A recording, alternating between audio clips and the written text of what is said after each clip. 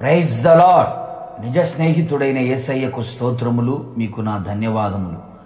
ఈ దినపు యేసయ్య జీవపు మాట యోబు గ్రంథము 5వ అధ్యాయము 11వ వాక్యం. ఆయన దుఃఖపడు వారిని క్షేమమునకు లేవనెత్తును. యేసయ్యను ప్రేమించు వారలారా, మనం ఆరాధిస్తున్న యేసునాథుడు మనలను లేవనెత్తే దేవుడు, క్షేమమును విస్తరింప చేయగలవాడు. ప్రస్తుతపు దినములలో మానవాళిని వెంటాడుతున్న పరిస్థితులు దుఃఖములోనికి తీసుకుని వెళుతున్నాయి. కొంచెమైనను క్షేమము లేని పరిస్థితులు.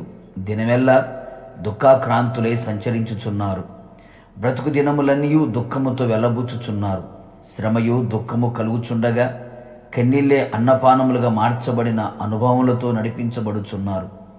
పైకి నవ్వుచుండిన హృదయములో దుఃఖముతో నిండి ఉన్నారు. లోకము దుఃఖము చేత క్షీణించిపోవచ్చున్నది.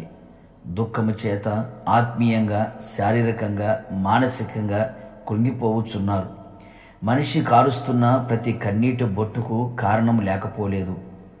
వెంటాడుచు వేధిస్తున్న రోగములు, అవి మరణకరమైనవి, దీర్ఘకాలికమైనవి, కుదరనివి. ఆర్థికంగా అభివృద్ధి పొందలేక దిగజారిపోయిన పరిస్థితులు. ఆశించింది అందుకోలేక పడిపోయిన పరిస్థితులు. ఇంట బయట సమాధానము, శాంతి కరువైన పరిస్థితులు. సమస్యల సుడిగుండములో చిక్కుకొని సమస్యల సంఖ్యల నుండి విడుదల పొందలేని పరిస్థితులు.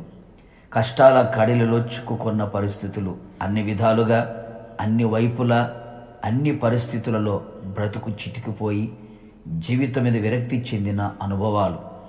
గూడు చెదిరిపోయి గుండె బరువెక్కి చెమ్మగిలిన కనులతో దుఃఖాక్రాంతులుగా మారిపోయిన పరిస్థితులు. కృంగిపోకు నేస్తమా, నా యేసయ్య నీ మీద జాలి పూనుకొనినవాడు. నీ దుఃఖమును సంతోషముగా మార్చున్నట్లు, కన్నీటిని నాట్యముగా చెయ్యునట్లు, నీ నోటి నుండి నవ్వు కలుగునట్లు, నీ నాలుక ఆనందగానము చెయ్యునట్లు, నిత్య ఆనందము మీ తలల మీద ఉంచబడి ఆనందముతో అడుగులు వేయునట్లుగా నీ దుఃఖము నుండి క్షేమమునకు లేవనెత్తును. విశ్వసించు, ప్రార్థించు, వాగ్దానములతో ముందుకు సాగిపోము.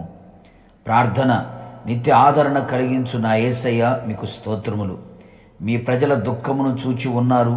నిశ్చయముగా వారి ప్రార్థన ఆలకించి కరుణించి వారి దుఃఖము నుండి క్షేమమునకు లేవనెత్తి ఆనంద సంతోషములతో నడిపించమని యేసు నామములో అడుగుచు ఉన్నాను తండ్రి, ఆమెన్. నిశ్చయముగా మిమ్మును, మీ కుటుంబ సభ్యులందరినీ దుఃఖము నుండి క్షేమమునకు లేవనెత్తునుగాక. God bless you.